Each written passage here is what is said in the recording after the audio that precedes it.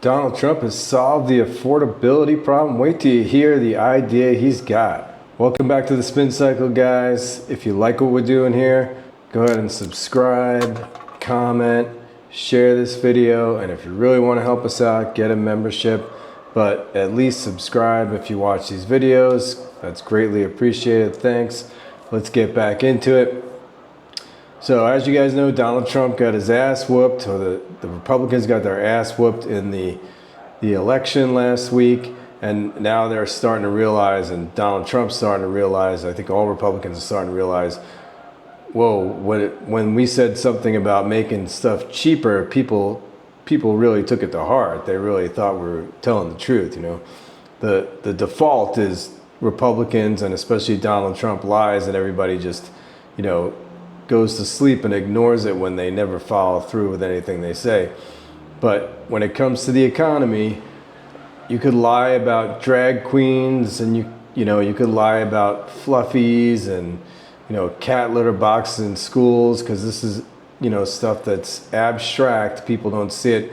But you can't lie about the price of groceries, because people go, I go once a week to the grocery store, and I could see every couple weeks stuff is more expensive. So you can't lie to people about groceries. So Trump's great idea is, instead of a 30-year mortgage, or he says 40-year mortgage, he's going to give you a 50-year mortgage. That's how he's going to make the economy more affordable, which is just ridiculous.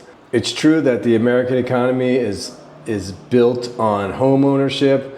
The way to generational wealth is home ownership, but the average age of people buying homes today is in their 40s. When back in the 50s, 60s, 70s, it was 25. It's just so expensive. Getting that 20% down on $500,000 while paying your outrageous rent and electricity bill and everything else is just nearly impossible. But Trump's going to solve it. He's going to give you a 50-year mortgage, so your interest, and this is not exaggerating, just your interest after 50 years will be $1 million on an average cost house now, which is $400,000, believe it or not, around the country. When I was a kid, the average cost of a house was $100,000. Yeah, I'm in my 50s, but still, $400,000. Who can afford that? The average salary in America is $50,000 a year or $55,000 a year. It's insane. Let's watch Trump in his interview with Fox News propagandist Laura Ingraham explaining stuff he doesn't understand. Housing costs are still out of reach, and another thing that your administration is trying to tackle. Many Americans, the average age of first-time home buyers are now up to age 40, which is sad. The country you and I grew up in. I inherited that. Look, you have to understand. Right, but let me get to the question, though, because your housing director has proposed something that has enraged your MAGA friends, which is this 50-year mortgage idea. So a significant MAGA backlash, calling it a giveaway to the banks and simply prolonging the time it would take for Americans to own a home outright. Is that really a good idea? It's not even a big deal. I mean, you go from 40 to 50 years. And what it means is you pay something less from 30. That some people had a 40, and then now they have a 50. All it means is you pay less per month. You pay it over a longer period of time. It's not like a big factor. It might help a little bit. But the problem was that Biden did this. He increased the interest rates. And I have a lousy Fed person who's going to be gone in a few months, fortunately. I have a guy too late. Jerome Powell, we call him too late. He was too late in everything. So classic Trump. It's everybody else's fault. Jerome Powell, Biden. Trump had nothing to do with the economy. He's just been president.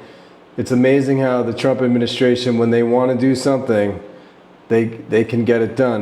They'll break any law. They'll disobey the courts, the Supreme Court. But when it's something like affordability, it's out of Trump's hands. It's out of Trump's hands. And did you notice how he has no idea what a mortgage is? I mean, this is the ultimate Nepo baby. He was given $400+ billion when he came of age when he was a kid. He was a millionaire before he turned 1 year old. He had over $1 million in the bank. So he has no idea about 30-year mortgages. Why would he? He doesn't pay mortgages, even though he's in real estate. He's in, it's a different kind of real estate business he's in. It's not, the residential 30-year mortgage, get raped by the bank. And by the way, a 50 what he doesn't, he said, it's no big deal. It's no big deal. You pay it for a couple more years. 50 years on a mortgage. And like I said, you go from $400,000, like I said, a $400,000 house on a 50-year mortgage is $1 million in interest.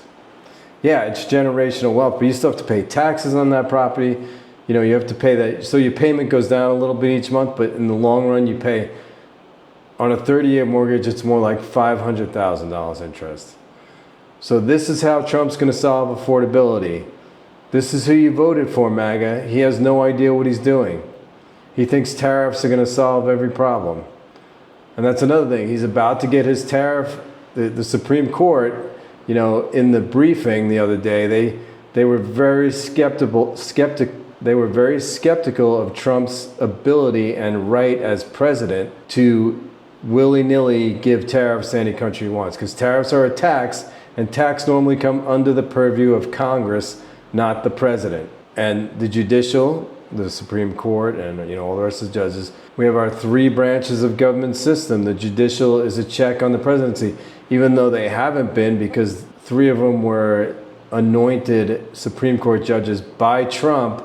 They're all right-wing Christians. Gorsuch, Barrett, you know, they're almost Christian nationalists, you know. So everything they do is basically a Christian nationalist policy, you know, of abortion rights, and there's a whole voting rights, there's a whole slew of stuff.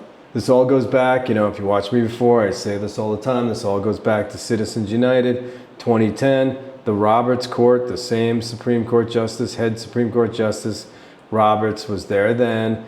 They overturned, they enacted Citizens United, basically, which is the law that says individuals and corporations could give unlimited money through super PACs, political action committees, but they're not supposed to have any contact with the politician or you know, the politician's people. But that's long since in the wind. They're not having contact, you know.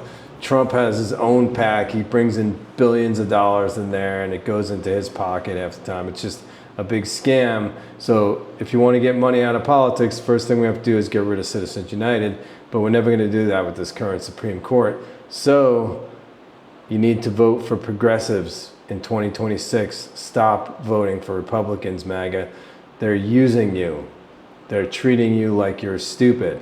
Okay, so that's the first part of Trump's 2-part plan to lower the cost of everything, to make everything more affordable. The word he thinks he invented, affordability, just like he thinks he invented the word groceries. So the second part of the 2-part plan is $2,000 stimulus checks for everybody who's not rich in the country. He tweeted that or truthed it out the other night in the middle of the night, but he obviously didn't consult any of his cabinet, like his Treasury Secretary Scott Bessent, because as soon as Scott Bessent was asked about it, he walked it back, and as soon as Scott Bessent was asked about it, he walked it back in hilarious fashion. Let's watch. The $2,000 dividend could come in lots of forms, in lots of ways, George.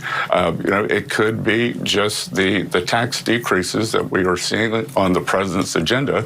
You know, no tax on tips, no tax on overtime, no tax on Social Security, deductibility of auto loans. So, you know, those are substantial deductions that, you know, are being financed in the tax bill. Okay, so if you didn't understand that bullshit political jargon, he was saying, basically, you already got your $2,000 stimulus in the big, beautiful bullshit bill with your tax break, your tax on tips, and your upper 1% income tax savings. I don't know where he's talking about the middle class, because I'm middle class and I didn't get a tax break. So he's saying maybe it'll come in that form, because we don't have $2,000 to give each person. You know, Trump was saying it'll come out of the tariff money, but if the Supreme Court, like I was saying, overturns his ability or his right as president to enact those tariffs, then he has to pay back, you know, it wasn't trillions like Trump says, but it's a couple $100 billion. Supposedly has to pay back that couple $100 billion. And there's a couple ways to do that. if you want, you could comment below, and I could get more into that in the comments, how they're going to do that. But so the $2,000 check, it's a lot like the $5,000 Doge check. Do you remember that? I remember my friends on Facebook saying, you know, I have a lot of right-wing friends, MAGA friends. They were saying to me, oh, wait and see when we get our Doge dividend checks, you know. And where's the Doge dividend check? Ooh, never came, right? I would gladly, I'd take $5,000, you know. I'm middle class, not even middle class. I mean, I would have been middle class 20 years ago, but now I make the average salary for people in the country. And if I had a family in the US, it wouldn't be enough to live on. I'd have to work another job, but I'm single, so it is enough to live on. Anyway, guys, what do you think? Comment. If you like this video, check out this video up here, and go ahead and subscribe, like, follow, share. And if you really want to help us out here, you like what we're doing at the Spin Cycle, get a membership. I'll see you next time.